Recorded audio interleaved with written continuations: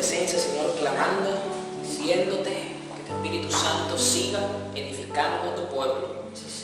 El mismo Dios que tiene control sobre toda la situación mundial es el mismo Dios de la iglesia, es el mismo Dios por el cual está sustentada en la roca inconmovible, que es Jesús, tu iglesia, Señor, y que por más de 2000 años la iglesia ha sido testigo de sufrimientos, de zarandeos, de juicios, de situaciones difíciles en el mundo, y que en muchos momentos ella también los ha padecido, Señor, por alguna razón, pero ahí ha estado siempre tu iglesia, Señor. No ha habido circunstancia ni dificultad que pueda apagar o destruir a tu iglesia, porque ni las mismas puertas del infierno pueden contra ella. No por su propia capacidad, sino por quien la sustenta, quien la sostiene, quien la edifica y quien la lleva de la mano, que es nuestro Dios y nuestro Salvador Jesús, quien nos está preparando para reunirnos con Él, Señor. Así que yo te pido que tú puedas traer esperanza, que tú puedas traer ánimo, Señor, consuelo, que tú puedas levantar la fe de tu iglesia, de tus hijos, Señor, por medio de tu palabra, que es viva y eficaz, Señor, porque el cielo y tierra pasará, las pandemias pasarán, los gobiernos pasarán, el zarandeo pasará, pero tu palabra permanece para siempre, Señor, como una roca inconmovible, Jesús. Y por eso ella solo penetra, Señor, hasta lo profundo de nuestro corazón y separa el alma del espíritu, Señor, y aquieta las tormentas que en ella pueda haber. Señor, ayúdanos a ser edificados en ti para comprenderte según la gracia que tú nos has dado, Señor. Permíteme tener lengua de sabio para poder hablar sabiduría, Dios mío, y que tu iglesia pueda tener claridad en sus oídos, Señor, que toda sordera espiritual caiga, para que ellos puedan recibir la palabra, Señor, para que se pueda sembrar y el enemigo no pueda venir a perturbar ni a robar la semilla, Dios. Amén. Gracias, Señor. Tú eres bueno, Jesús. Hoy continuamos con esta serie, El deleite de todo verdadero creyente. La semana pasada vimos el deleitarnos en la palabra, lo relevante, lo edificante, lo hermoso, lo placentero, lo delicioso que realmente es el poder degustar y deleitarnos en la palabra. Y si usted nunca había leído el Salmo 119, pues la semana pasada vimos un buen pedazo de ese hermosísimo salmo que magnifica la palabra de Dios. Y hoy vamos a ver ahora la tercera parte de este mensaje, del deleite de todo verdadero creyente. Y nos vamos a seguir basando en el Salmo 1, verso 2, como un texto base del cual partimos para ir desarrollando cada uno de estos temas que el Señor nos da. Y leo la NTV, sino que se deleitan en la ley del Señor, meditando en ella día y noche. Vimos cómo la semana pasada esto lo fuimos desarrollando y que hay entonces una relación estrecha entre la ley y el Señor de la ley. Pues aquí mismo vemos estas dos cosas pegadas. La semana pasada vimos la ley. Ahora hoy vamos a ver la otra parte de ese texto que es del Señor. Es decir, no podemos hallar un deleite completo en la Escritura si primeramente no hallamos un deleite en el Señor de la Escritura. Por eso que vamos a ver, deleítate en la presencia y la persona de Dios. Y quiero comenzar diciendo que esto no tiene nada que ver con que usted experimente continuamente y diariamente sensaciones emocionales, como las que a veces pueden ocurrir, que algunos estén o no de acuerdo con esto, pero es común, es normal que las personas lloren, que las personas rían, manifiesten algún tipo de éxtasis emocional cuando dicen sentir la presencia de Dios. Pero esto va más allá de tener un sentimiento emocional en un momento determinado, porque si partimos del punto de que Dios es omnisciente, es decir, que está presente en todo lugar, entonces siempre el ser humano, y más los creyentes, están en la presencia de Dios, solo que no tienen la conciencia y todo su ser envuelto en esa verdad las 24 horas. Porque si así fuese, entonces los que viven llorando pasarían las 24 horas llorando, por poner un ejemplo. Pero el hecho es, y esto lo vamos a ir desarrollando, que es necesario deleitarnos en el Señor, y eso nos va a llevar a deleitarnos en la ley de Dios, y eso viceversa va a alimentar el deleite por el Señor. Es decir, las dos cosas en en los dos puntos hay una retroalimentación. O sea, si tú te estás deleitando en el Señor, es porque primeramente saliste de las tinieblas a la luz, te gustaste ese manjar llamado Jesucristo, eso te arrojó a su palabra, y ahí seguiste disfrutando y deleitándote en las mieles y la leche que encuentras allí, y eso te alimenta tu deleite por tu Dios. Es decir, tenemos que entender que el deleite en la presencia de Dios va más allá de sensaciones y emociones. Es una verdad que tenemos que lograr que nuestra conciencia sea cada vez más sensible y más apresta a esta verdad. Si el creyente empieza a deleitarse más en su presencia, se le va a hacer mucho más fácil combatir contra el pecado. ¿Por qué? Porque cuando el creyente peca deliberadamente y quiere mantenerse de continuo en ese pecado, lo hace delante de la presencia de Dios. Es decir, porque Dios está allí. Y por eso ofende a Dios. Lo ofende. Pastor, ¿y entonces cómo hacemos con esos textos que vemos en la Escritura donde dice, y los arrojé de mi presencia, y ya no están en mi presencia, y el orgulloso está lejos de mí? Está hablando de la intimidad y la comunión y la armonía. En esa línea lo hace. Pero también tenemos textos donde dice que los ojos de Dios están sobre toda la raza humana. Entonces esto nos habla de que Él está presente en todo lo que hace. Pero vamos a ir poco a poco y vamos a recordar que la palabra deleite es la palabra hebrea kayefetz. Los que se están ingresando por primera vez es Kjefets, kayefetz, y significa delicia, placer, deseo, valioso, voluntad, querer, contentamiento. Todo esto es lo que implica la palabra kayefet, de la cual las traducciones toman deleite, toman placer. Y tenemos que entonces hallar ese deleite y ese placer que recuperamos en Cristo y que perdimos por causa del pecado. Vamos al Salmo 139, verso 7. Leo la NTV. Jamás podría escaparme de tu espíritu, con E mayúscula. Si no lo saben, cuando aparece E mayúscula se está refiriendo al Espíritu de Dios, al Espíritu Santo. Jamás podría escaparme de tu espíritu. Jamás podría huir de tu presencia.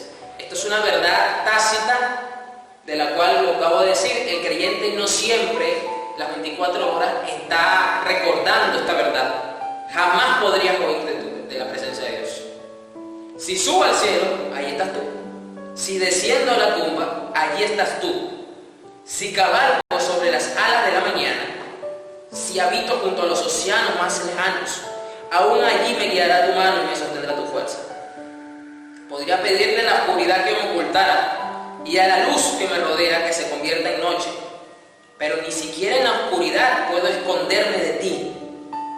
Para ti, la noche es tan brillante como el día, y la oscuridad y la luz son lo mismo para ti.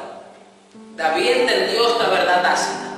No le fue fácil, a lo mejor, llegar a esta verdad espiritual de lo que es Dios, pero él entendió que nunca iba a poder escapar de su espíritu porque no podía escapar de su presencia.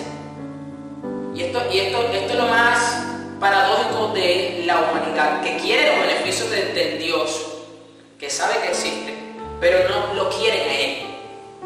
Y lo mismo ocurre con los creyentes, sobre todo cuando se están desenvolviendo en los medios laborales o en las diferentes actividades diarias, y la gente empieza a ver un fruto que el creyente tiene en su vida, que le agrada, que lo quiere copiar, o que lo quiere para su vida, y a veces algo en su vida personal, en su carácter, que ellos no lo entienden, o alguna habilidad, un don, lo quieren, pero no quieren al Dios que le dio eso a ese creyente. Eso es muy típico.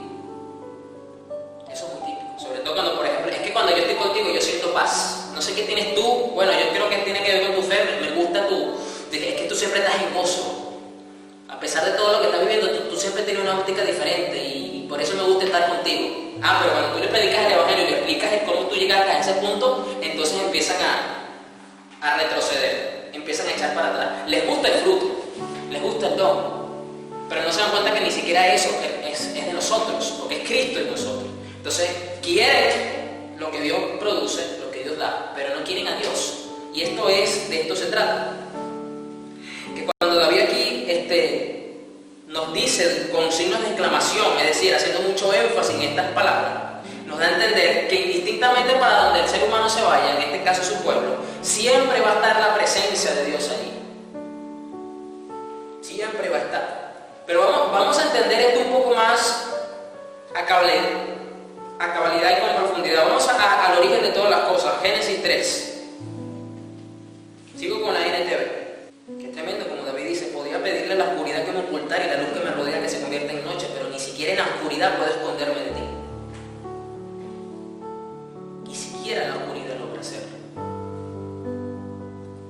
Por eso que es infructuoso tener esta actitud esquiva, pero yo te voy a entender el por qué el ser humano, y sobre todo el creyente, a veces tiene esta conducta. Génesis 3:8. Cuando soplaba la brisa fresca de la tarde, el hombre y su esposa oyeron al Señor Dios caminando por el huerto. Recuerda que hasta este punto la Biblia no nos dice en los otros 2 capítulos anteriores cuánto tiempo ya tenía antes de que fue creado y fue puesto en el huerto, ni cuánto tiempo tenía en la tierra ya vivo cuando recibió a Eva, ni cuánto tiempo pasó luego de que Eva aparece hasta que pecaron. O sea, no nos habla de tiempo, pero sabemos que como el hombre estaba en una condición de eternidad, no moría, pues podemos deducir que ya había pasado bastante tiempo. Así que no le era extraño la presencia de Dios, no le causaba nada extraño la voz de Dios, todo lo contrario, había una armonía perfecta entre el hombre y Dios, porque no estaba presente el pecado. Pero ¿qué ocurre entonces cuando viene el pecado? Cuando soplaba la brisa fresca de la tarde, el hombre y su esposo oyeron al Señor Dios caminando por el huerto. Así que se escondieron del Señor Dios entre los árboles. Inmediatamente, una de las cosas que hace el pecado, una vez que penetra en todo el ser humano, lo corrompe y lo tuerce y empieza la muerte a surtir un efecto en su vida, es que empieza a ser reacio con la presencia y la persona misma de Dios. Porque antes de esto, Adán no se escondía de Dios. Por eso esta actitud escapista de esconderse de Dios es por causa del pecado. Por eso es típico cuando, por ejemplo, en un hogar se hace una célula o se hacen reuniones y uno de los miembros no es cristiano todavía, pero llega del trabajo o está en la casa cuando está comenzando el culto, se esconde de la casa, se esconde o se va para otro lugar. ¿Por qué? Porque es reacio por causa del pecado. Esto es una consecuencia natural que tenemos ahora los seres humanos por causa del pecado. Nos escondemos de Dios. Su presencia, en vez de atraernos, la rechazamos, la repelemos. Por eso Jesús dijo que el hombre prefirió las tinieblas que la luz, porque ama más las tinieblas que la luz. Esto no pasaba en Adán antes del pecado. Entonces el Señor Dios llamó al hombre: ¿dónde estás? Como que si Dios no supiese de dónde está. Evidentemente es una pregunta, no era para él, como que si él no sabía dónde estaba Adán, él lo sabe todo. Era una pregunta porque él sabía que Adán no estaba escuchando. Adán, ¿dónde estás espiritualmente? ¿Qué hiciste, Adán? El hombre contestó: te oí caminando por el huerto, así que me escondí. Tuve miedo porque estaba desnudo. ¿Y es que acaso ya no tenía tiempo desnudo en la presencia de Dios? Usted puede especular, póngale que ya tenía 300 años en la presencia de Dios desnudo, 500 años. Es válido porque la Biblia no nos da, como ya lo acabo de decir en los primeros capítulos, cuánto tiempo tenía Adán, ni Eva, ni todo esto. Es decir, no era la primera vez que él estaba desnudo delante de su presencia. Pero ¿por qué entonces ahora su condición le estaba causando miedo, supuestamente, o le alimentaba el miedo? Porque esa era la excusa para alejarse de la presencia. Ya no había deleite en Adán en la presencia, ahora le daba miedo la presencia. Le daba terror la presencia. Ya no encontraba un deleite, todo lo contrario, y esto por causa del pecado. Por eso que nosotros en Cristo empezamos a ser regenerados. ¿Por qué? Porque estamos siendo llevados nuevamente a esta condición espiritual natural que perdimos por causa del pecado.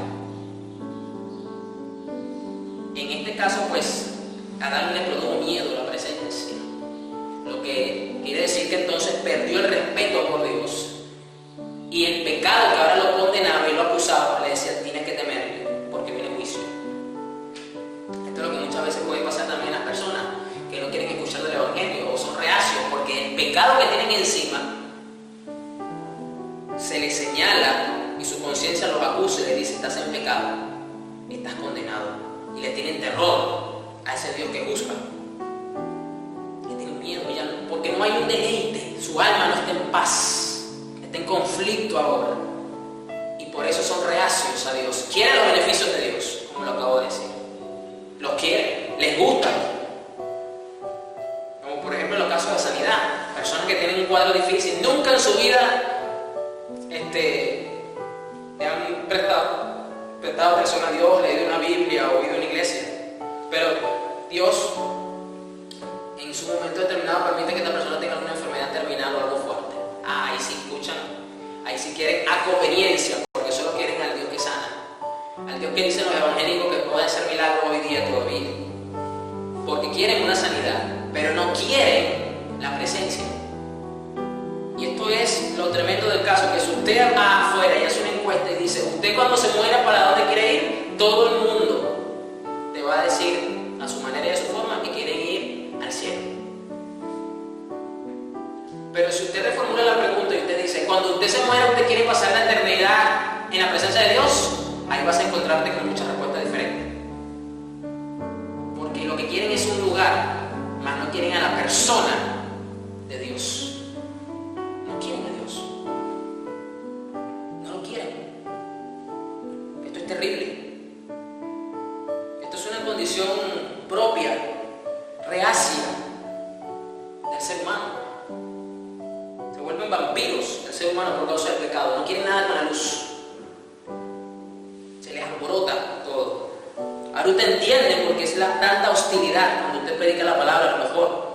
O por qué en los lugares donde normalmente nos desenvolvemos en la sociedad encontramos tanta oposición, porque es por causa del pecado que el ser humano no quiere a Dios, no encuentra deleite, no encuentra placer por su nueva naturaleza adquirida, corrompida.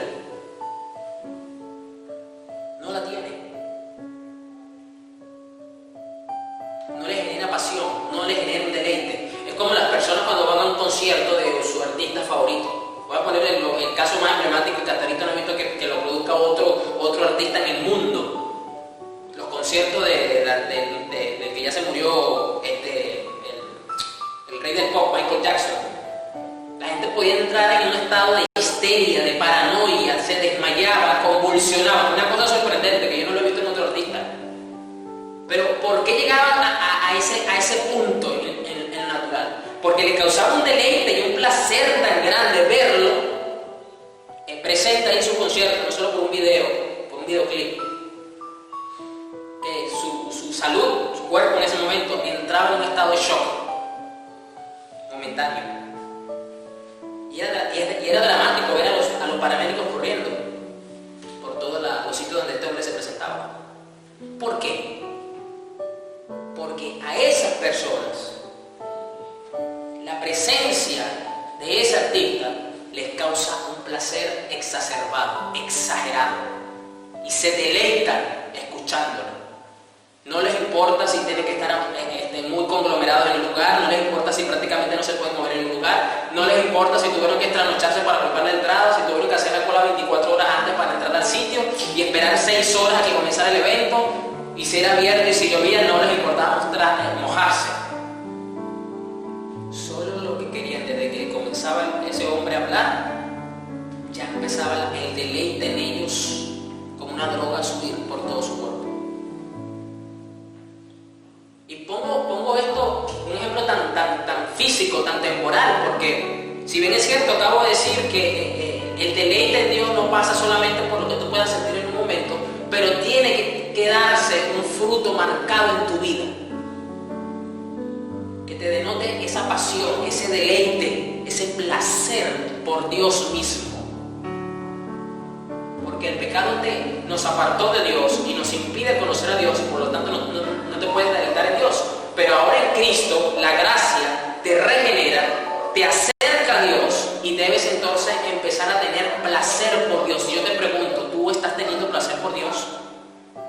Ese placer es más alto que cualquier cosa terrenal que puedas tener. O sea, Dios no tiene problema con que tú te deleites haciendo cualquier cosa, porque para eso nos dio este mundo, para que lo administrásemos, lo gobernásemos, lo subyugásemos y disfrutásemos de Él.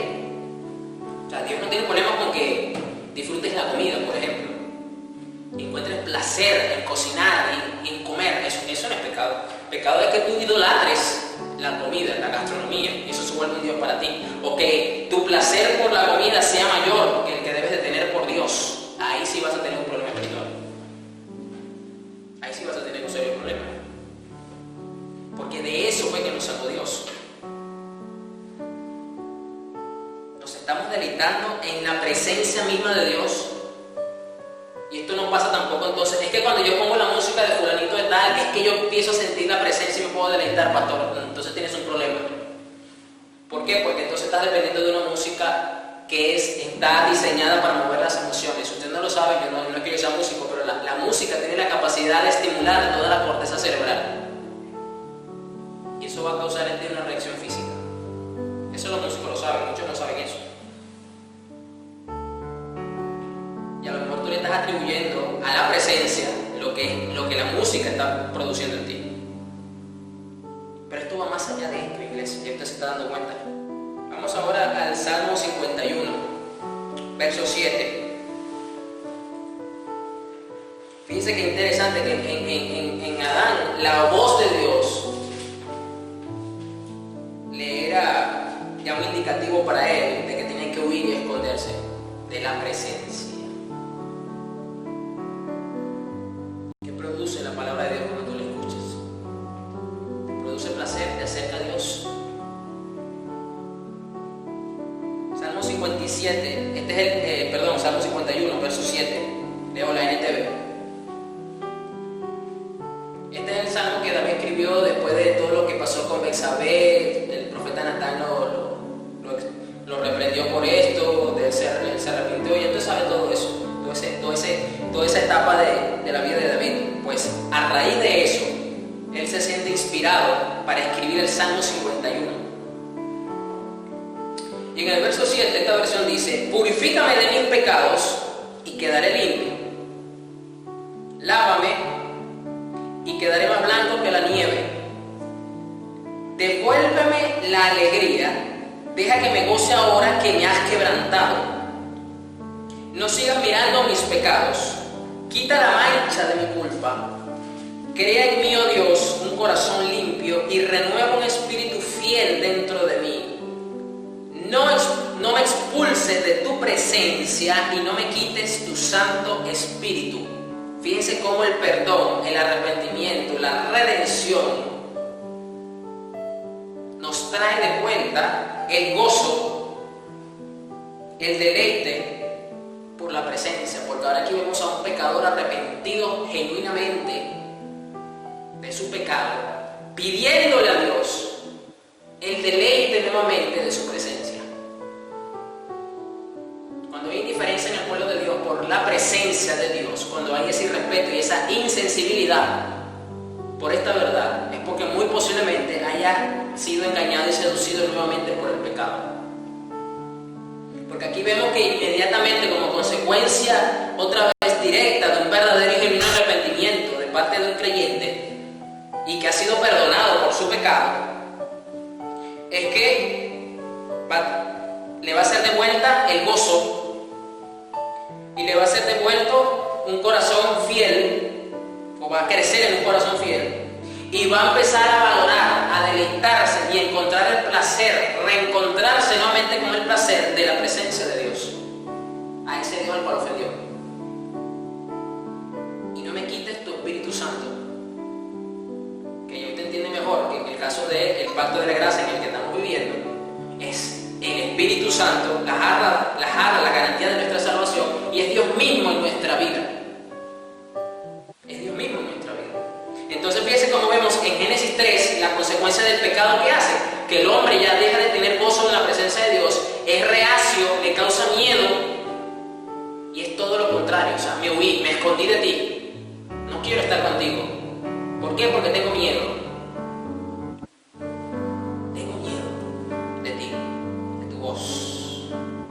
Presencia misma, tengo terror.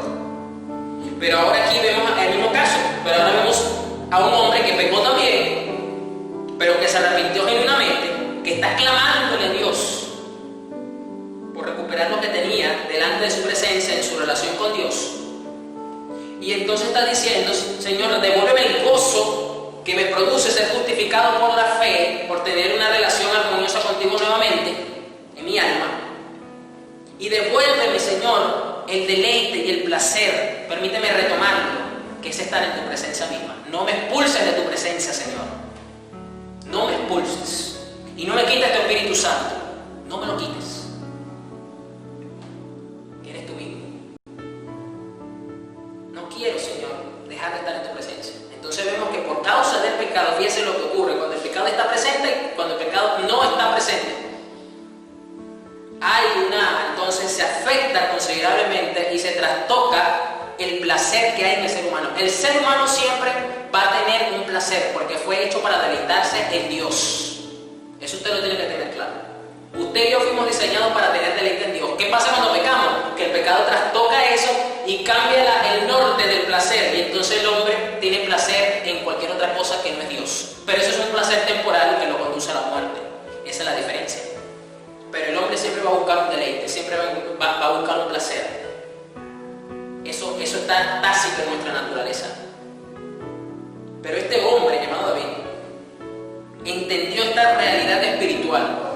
Y yo le voy a decir una cosa, amada iglesia. Esto debe ser parte de nuestra oración diaria. Y usted lo puede orar también si usted tiene la dicha y la bendición de que los que convivan con usted en su casa sean cristianos también. Señor, que no perdamos el deleite por tu presencia, por estar contigo. Que yo siempre tenga ese gozo avivado. Eso para nosotros debe ser la mayor preocupación hoy día.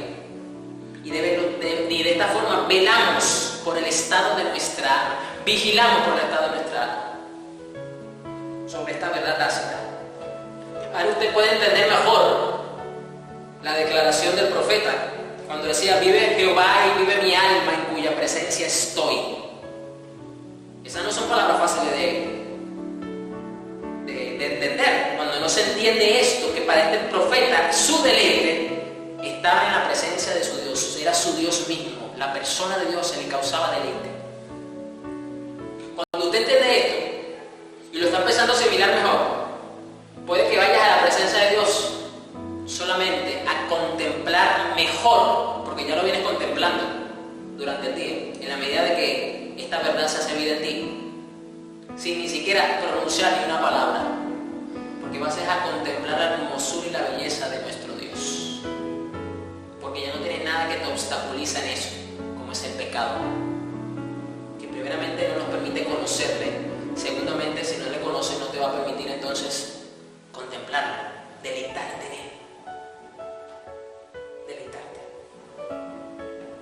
Mira, cuando uno está de primeros amores, los que ya están casados, ¿no? O los que están de novios en proceso de casamiento, hablando de los creyentes, una de las cosas que uno más añora es estar de continuo con esa persona, pasar el día con esa persona, mirar a esa persona, conocerle mucho más, porque estar con su presencia misma nos causa un deleite a nosotros, nos da placer, nos gusta. Es el mismo principio que ocurre con Dios. Si tú estás conociendo a tu Dios, ese conocimiento que tú tienes de tu Dios te debe de llevar a que eso aumente el placer y el deleite que debes de tener por Él mismo. No debes de tener mayor placer y deleite que ese. Tu mayor motivación entonces debe ser esa.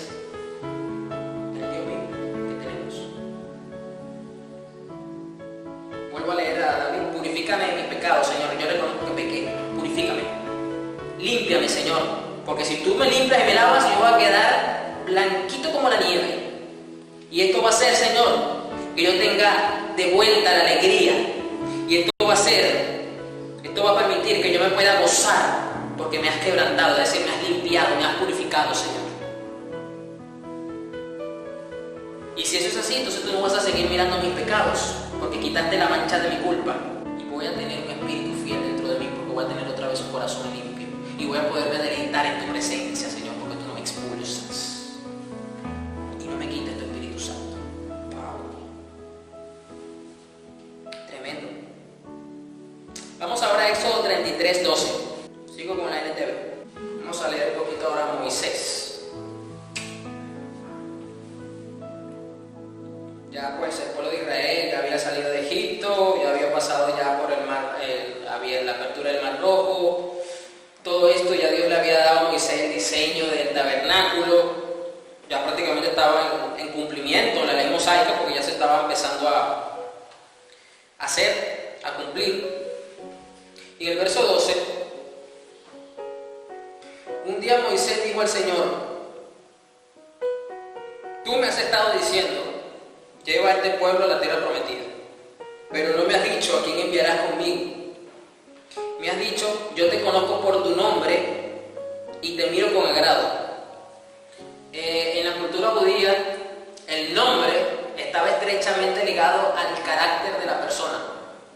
Por eso es que usted ve, sobre todo en el Antiguo Testamento, que Dios tenía, o tiene, mejor dicho, pues no los ha perdido, muchos nombres, porque cada uno de esos nombres muestra un rasgo característico de su personalidad. Y en el caso de los judíos, también. Entonces aquí me has dicho, es decir, Dios le respondió a Moisés después que le dijo esto: tú me has dicho, yo te conozco por tu nombre, o sea, yo te conozco por tu carácter y te miro con agrado. Si es cierto que me miras con buenos ojos, permíteme conocer tus caminos, para que pueda comprenderte más a fondo y siga gozando de tu favor. Y recuerda que esta nación es tu propio pueblo. El Señor le respondió: yo mismo iré contigo, Moisés, y te daré descanso. Todo te saldrá bien. Es decir, Dios se notó que Moisés estaba un poquito preocupado por este tema. Y él le está dando paz, le está dando seguridad, diciéndole: yo soy el que voy a ir contigo. Porque acuérdense cómo comenzó la conversación. Señor, tú me has dicho que lo lleve a la tierra prometida, pero no me has dicho a quién vas a enviar conmigo. Entonces ahora Dios le dice: tranquilo, que yo soy el que voy a ir contigo. O sea, no voy a enviar a más nadie, sino voy a ir yo personalmente. El Señor le respondió: yo me iré contigo, Moisés, y te daré descanso, todo te saldrá bien. Entonces Moisés dijo: si tú mismo no vienes con nosotros, no nos hagas salir de este lugar, ¿cómo se sabrá que me miras con agrado a mí y a tu pueblo si no vienes con nosotros? Pues tu presencia con nosotros es la que nos separa a tu pueblo y a mí de todos los demás pueblos de la tierra. Esta frase es la que actualmente debe de tener presente la iglesia, porque es la presencia misma de Dios, es el Dios que está con nosotros, lo que nos hace diferente al resto del mundo, lo que nos hace diferente a la fe cristiana, a la fe budista, a la fe musulmana, a toda la fe que existe en el mundo actualmente, que hay infinidades de religiones. Que el Dios que está con nosotros es el Dios verdadero y es el único Dios que está vivo, que murió y que resucitó. Pero es Dios, por lo tanto, por estar vivo en nosotros, lo que nos marca, lo que nos consagra, lo que nos santifica, el cual es nuestro deleite y placer. Si bien es cierto, las otras religiones del mundo tienen más disciplina que un evangélico, eso es verdad. Un musulmán es más disciplinado en sus oraciones, o un budista es más disciplinado en sus oraciones, en su devoción, que muchos creyentes. Eso es cierto. Es verdad. Pues tu presencia con nosotros es la que nos separa a tu pueblo y a mí de todos los demás pueblos de la tierra. Nos separa. En la medida que tú conoces más y te deleitas más en la presencia de Dios, los niveles de santificación y de consagración en tu vida van a ser más fuertes y no solo más grandes. Y eso es importante. Y la santificación entonces es la señal inequívoca de que ha sido salvo por el Dios verdadero. Porque ¿qué es la santidad o qué es la santificación? Apartarse de y vivir para. Esas dos cosas se conjugan. Me aparto del mundo, me aparto del pecado, me aparto de lo inmundo, me aparto de la impiedad. ¿Por qué? Porque ahora vivo para mi Dios. Y Moisés mismo lo está reconociendo, es tu presencia. ¿Qué causó todos estos cambios? ¿Qué causó todo esto? El día que la persona misma de Dios se le apareció a Moisés.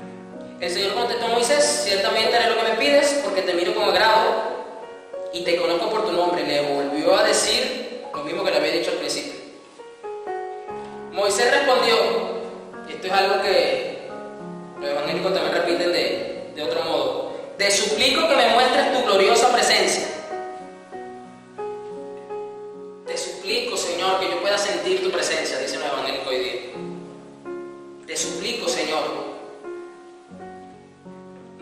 presencia. Yo quiero deleitarme en tu presencia, más que todo cuando están en adoración y alabanza, según la cultura evangélica de hoy día. El Señor respondió: haré pasar delante de ti toda mi bondad, y delante de ti proclamaré mi nombre. Delante de ti te diré cómo yo soy, cómo yo me defino a mí mismo, le estaba diciendo Dios a Moisés. Ya ves, pues tendré misericordia de quien yo quiera y mostraré compasión con quien yo quiera. Sin embargo, no podrás ver directamente mi rostro, porque nadie puede verme y seguir con vida. El Señor siguió diciendo: párate cerca de mí sobre esta roca. Cuando pase mi gloriosa presencia, te esconderé en la grieta de la roca y te cubriré con mi mano hasta que yo haya pasado. Después retiraré la mano y dejaré que me veas por detrás, pero no se verá mi rostro. Esto es un mensaje muy simbólico de lo que hizo Jesús con nosotros, porque esta roca inconmovible que está puesta en toda la eternidad y la piedra angular de todos es nuestro propio Dios y Salvador, Jesucristo. Y en Él estamos escondidos, y es solamente a través de Jesús que podemos conocer a Dios y su carácter principalmente, porque aquí recordemos que en la cultura hebrea, cuando se le hace énfasis a una misma palabra varias veces, es porque es lo más relevante e importante. Y aquí Dios deja muy claramente: en mi presencia, mi nombre, mi carácter te lo voy a revelar. Es decir, Dios le estaba diciendo a Moisés: Moisés, tú quieres saber cómo soy yo físicamente, pero lo más importante no es cómo yo soy físicamente, es mi carácter, es mi naturaleza, porque eso es lo que yo soy. Eso es la esencia misma de lo que yo soy, y eso es lo que yo quiero que tú tengas claro. Y esto ocurrió en la persona de Jesús. Es solo a través de Jesús, a través de la hendidura de la peña, de su sacrificio, que podemos tener acceso al carácter mismo de Dios y conocerle, porque el que ha visto al Hijo ha visto al Padre. El que ha visto al Hijo ha visto al Padre. Tenemos acceso al corazón mismo de Dios, de conocerle, porque tenemos su Espíritu. Pablo lo dice en Corintios cuando dice: ¿quién conoce las cosas más íntimas de Dios sino el Espíritu de Dios que está en él? ¿Y quién conoce lo más profundo e íntimo del hombre sino el Espíritu que está en el hombre? Y el Espíritu Santo conoce ambas cosas e intercede por nosotros. Intercede por nosotros. Y ese mismo Espíritu de Dios es el que nos revela a Dios. Es decir, entiéndase entonces que cuando se habla de conocer a Dios y que el Espíritu se nos revela a nosotros por medio de la iluminación de su Escritura, principalmente, se nos está diciendo es conocer el carácter de Dios mismo. No como la Iglesia Católica que cree tener una imagen de quién es Dios, de Jesús, a través de la tela esta con la que lo envolvieron. Quieren sacar una imagen científica de la imagen de Jesús. De eso no se trata, man, iglesia. No se trata de si Jesús tenía los ojos verdes, o era catire, pelo lacio, o era pelo malito, porque los hebreos de aquel entonces o de hoy día son así. Por eso que el físico no importa. Por eso que Isaías 53 dice que no tenía hermosura para que nadie lo deseara por la hermosura del físico. ¿Cómo es posible que un hombre llamado Pablo haya tenido una revelación tan clara del carácter de Jesús? Si no convivió con él 3 años. ¿Se le apareció físicamente Jesús? Sí. ¿Fue testigo entonces de la resurrección de Jesús? Sí. Pero en sus epístolas podemos encontrar una descripción en áreas tan detalladas y tan exactas, como que si hubiese estado con el mismo Jesús los 3 años y medio que tuvieron el resto de los apóstoles. Porque fue el carácter mismo que se le fue revelado a Pablo, para que se nos pudiese ser explicado a nosotros. Y allí Pablo tenía un deleite enorme, porque fue cautivado por la persona de su Dios. Y por eso usted puede leer y se puede sentir inspirado, motivado, confrontado, cuando lee a Pablo, cuando describe a Jesús de alguna forma. Colosenses, Corintios, Efesios, porque todos apuntan a Jesús. Vuelvo a leer lo que le dijo Dios a Moisés. Moisés respondió: te suplico que me muestres tu gloriosa presencia. Señor, no te he visto. No sé quién eres tú. No te he visto, Señor. No tengo una idea clara de cómo eres. Y el Señor Haré pasar delante de ti toda mi bondad y delante de ti proclamaré mi nombre, Yahvé. Es decir, delante de ti te diré cómo soy, te voy a decir cómo yo me identifico, y eso es lo que tú tienes que saber de mí, cómo yo soy. No en lo físico, Moisés.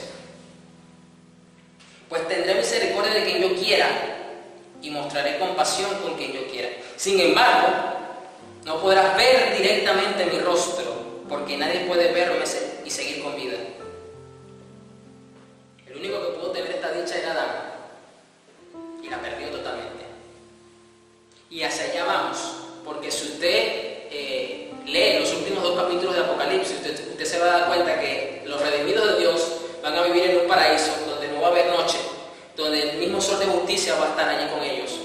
Va a haber un río hermoso de agua que va a sanar a las naciones del mundo, que es el árbol de la vida, y todos vamos a vivir con ese Dios. Es decir, todo lo que estamos viviendo ahora en el proceso es para ir a un estado mejor que el que tenía Adán y superior.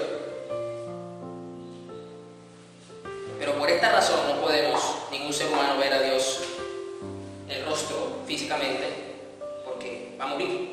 Y el Señor sigue diciendo entonces, párate cerca de mí sobre esta roca. Usted quiere conocer y deleitarse en la presencia y en la persona de Dios, párate en la roca de Jesús. Métete en la roca de Jesús. Fundamentate en la roca de Jesús y así vas a encontrar el deleite en el carácter de Dios. Mire, en la medida que usted conoce más a la persona con la que usted se casó, indistintamente de las diferencias, porque es otro pecador igual que usted no se casa con un arcángel, usted se casa con una persona que también está luchando contra el pecado, que necesita a Dios igual que usted, en el dado caso de que ya sean cristianos los dos, ¿no? Pero sus virtudes, es necesario conocerlas, sus defectos obviamente que las vas a conocer, pero esas son esas virtudes, son esos rasgos característicos que te inspiran a seguirla amando más, porque nos enfocamos en eso más que en las cosas negativas, ¿no? Porque si nos enfocamos en lo negativo, el matrimonio se viene a menos. Pero son esas cosas, en la medida que lo empezamos a conocer, que nos permiten alimentar más el amor por esa persona.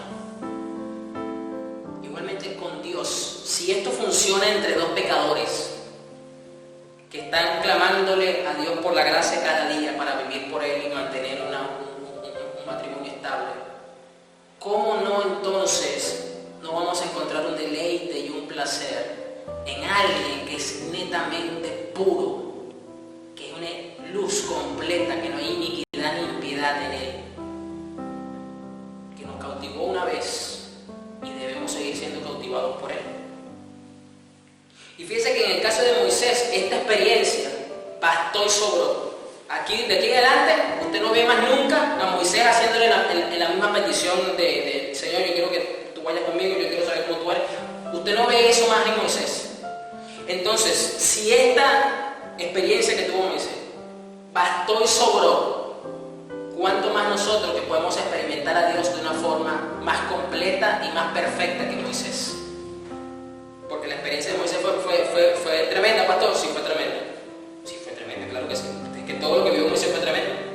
Pero el pacto que tenemos hoy día es mejor y mayor, porque tenemos acceso mismo a Dios, a deleitarnos en ese Dios ahora, de una forma que Moisés no lo logró. Y conoció a Dios, no estoy diciendo que no lo conoció, pero nosotros pues tenemos un pacto mayor y superior, perfecto, por medio de Jesús, por medio de ese sacrificio.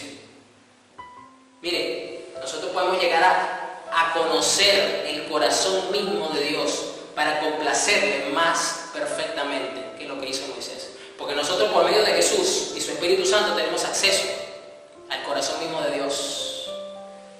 Esa lanza que atravesó el costado de Jesús, que algunos evangelios dicen que la traspasó todo su pulmón, llegó a tocar la punta del corazón y salió limpiamente, es decir, no quebró ninguno de sus huesos, y que salió agua y sangre. Tenemos acceso mismo al corazón del Padre, no solo a conocer su carácter. Imagínense entonces el nivel de relación, de intimidad y de conocimiento que tenemos para deleitarnos y tener ese placer genuino de su persona. Vamos al Salmo ahora 16, verso 1, que voy a leer la Reina Valera 60. Tenemos que deleitarnos en la presencia y en la persona misma de Dios.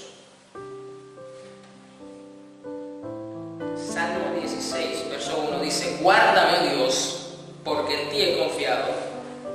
Oh alma mía, dijiste a Jehová, tú eres mi Señor, no hay para mí bien fuera de ti. Para los santos que están en la tierra y para los íntegros es toda mi complacencia. La fe de David estaba sustentada en el placer que le causaba a su Dios, porque en la medida que lo conocía no solamente encontraba deleite, sino que su fe se fortalecía, su fe era más estable y profunda en el Dios en el cual se deleita. Eso es un rasgo característico, que cuando tú empiezas a conocer a una persona, tú te empiezas a fascinar, te empiezas a deleitar, te empiezas a asombrar por las cualidades que te dicen, wow, yo quiero ser seguidor de esta persona, o yo me caso contigo, estoy más enamorado de ti porque he visto esto, no me lo esperaba, wow, me impactas. Quiero hacer una vida a tu lado. Y todos estos atributos automáticamente van fortaleciendo la fe que tienes en esa persona. Es imposible, difícil, o sea, sería un caso típico, lo natural, que usted haya encontrado deleite en esa persona con la que se casó, le haya causado placer, asombro, un impacto, llamado a atención, como usted lo quiera mirar, y que eso no haya promovido en ti una confianza, porque ¿quién se casa con alguien en el cual desconfía? Pregunto, yo no conozco ningún caso todavía. Los únicos casos, y son casos excepcionales, son allá los árabes, ahorita, que casan a las hijas, sobre todo siendo menores de edad, y las ponen en compromiso matrimonial hasta la edad por una cuestión de cultura, pero de resto, nadie se casa con una persona en la cual no le tenga confianza. Y esa confianza en el tiempo debería ir creciendo y fortaleciéndose. Pues lo mismo aquí ocurre con David. Este es un salmo de David. Dice entonces, guárdame, oh Dios, porque en ti he confiado. Y mire, está hablando desde su alma. Oh alma mía, dijiste a Jehová, tú eres mi Señor. No hay para mí bien fuera de ti. ¿Por qué? No por lo que su Dios le puede dar, es porque su Dios mismo es el máximo bien que tenía su vida. No eran las bendiciones que le daba. Y este es el punto en el que tenemos que encontrar el mayor deleite en nosotros, en nuestra alma, iglesia. Que tenemos que esforzarnos para lograr que el mayor bien que podamos tener en nuestra vida sea la persona misma de nuestro Dios. Para los santos que están en la tierra, es decir, para el resto del pueblo de Dios, y para los íntegros, es toda mi complacencia, mi placer máximo, supremo, mi deleite, lo más valioso, lo que me causa placer y delicia. En ti está mi complacencia, Señor. Mi alma encuentra un deleite absoluto y supremo, es en tu misma persona. Y eso hace que mi fe sea estable en ti, en tu palabra y en tus promesas. ¡Wow! ¡Qué diferencia! ¿Qué diferencia tener una fe fundada sobre un conocimiento y un deleite verdadero sobre el Dios que tenemos y no una fe fundada en un evangelio motivacional humanista que depende de ti mismo y de la fuerza con la que programes las cosas? No, porque la fe no siempre te va a dar la victoria sobre las circunstancias, pero la fe sí va a hacer que te mantengas fiel a Dios y leal a Él a pesar de lo que estás viviendo, y eso es fe. Indistintamente de lo que estés viviendo afuera. Si eso cambia, lo cambia. El permanecer fiel en el deleite que tenemos es fe. Salmo, ahí mismo el Salmo dice, pero ahora leo la NTV y voy a bajar al verso 11. La NTV del mismo Salmo 16, el último verso. Dice, y el salmista cierra este salmo de esta forma: me mostrarás el camino de la vida, me concederás la alegría de tu presencia y el placer de vivir contigo para siempre.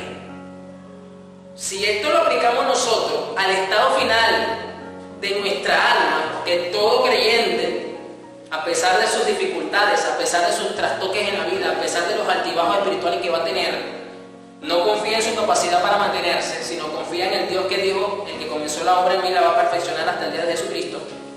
Y yo lo tengo a todos ustedes en la palma de mi mano. Todos anhelamos reunirnos con nuestro Salvador.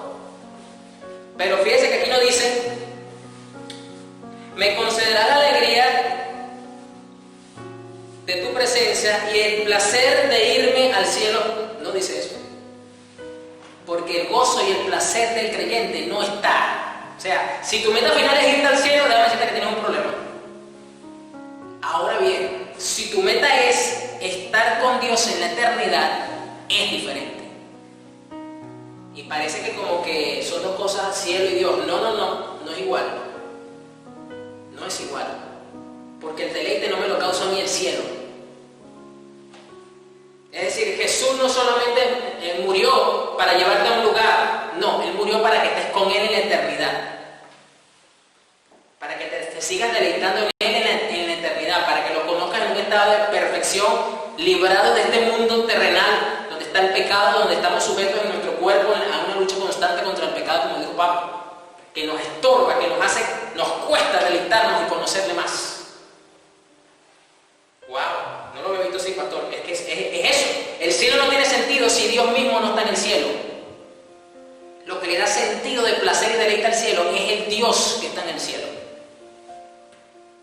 Por eso que la oración del Padre Nuestro dice: Padre Nuestro que estás en los cielos, santificado sea tu nombre. La oración del Padre Nuestro gira en torno a Dios, no al cielo. Nos dice dónde está Dios, pero el centro mismo de la oración del Padre Nuestro es Dios mismo. Me mostrarás el camino de la vida, me concederás el gozo de tu presencia. Me deleitaré por fin, Señor, mucho mejor en ti. Hallaré deleite en mi alma mucho más contigo. Y el placer de vivir contigo para siempre. Usted va a partir de esta tierra el día que el Señor lo llame a su presencia para que te sigas deleitando con Él. Y cerramos con el Salmo 140, verso 13.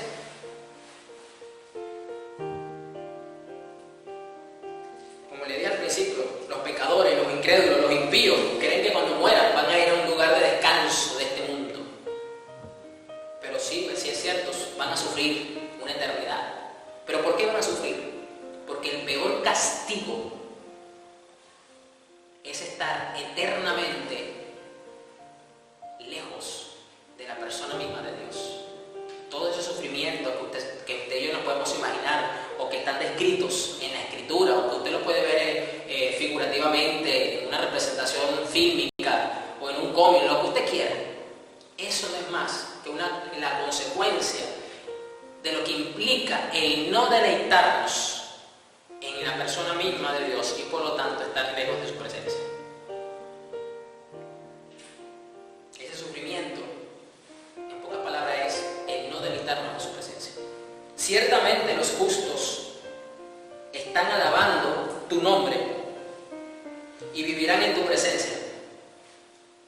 Ya vimos que somos justificados por la fe en Cristo, que su justicia se nos fue imputada a nosotros, que nuestros cargos pecaminosos Él las llevó y sufrió la ira del Padre, y que por lo tanto los justos, que ahora somos nosotros, honramos su nombre, su carácter, quién es Él, y entonces eso nos hace vivir en su presencia, deleitarnos en su presencia. Entonces el deleite de todo verdadero creyente pasa entonces de una vez que tú empezaste a tener esas primeras luces con tu Dios y eso te arrojó a su palabra y encontraste y hallaste un deleite hermosísimo, constante en su palabra, y eso automáticamente alimenta el deleite que tienes por tu Dios porque te lo muestra, te lo revela en su carácter y eso te apasiona. Ahora eso es tu placer, eso es tu deleite.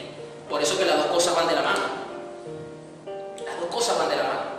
Y cito para terminar otra vez el Salmo 1 o 2, sino que se deleitan en la ley del Señor, meditando en ella día y noche. ¿Por qué? ¿Por qué meditan en ella día y noche entonces? Porque están siendo alimentados con el deleite de su palabra, que a su vez le permite comprender mejor a su Dios para seguirse deleitando en la persona de su Dios. Entonces hay una retroalimentación. Hay una retroalimentación hermosísima que bendice nuestra vida. Vamos a orar. Vamos a orar porque tenemos que deleitarnos en su presencia. Que a lo mejor usted va a seguir teniendo experiencias extrasensoriales o emocionales. Sí, yo no digo que no. Usted se quebrante, que usted llore, X. Pero eso no define que usted se está deleitando en su presencia. No lo define. Y no debes entonces basar tu deleite en su presencia en eso. Entonces, esto trastoca totalmente la definición que tenemos de que entonces, wow, pero es que yo fui al concierto de fulanito y desde que comenzó a cantar hasta que terminó ese hermano, sentí una presencia que lo que me hizo fue llorar todo el concierto. Esa errada definición tiene que cambiar, tiene que salir de la iglesia, porque eso no es lo que yo veo acá. Eso no es.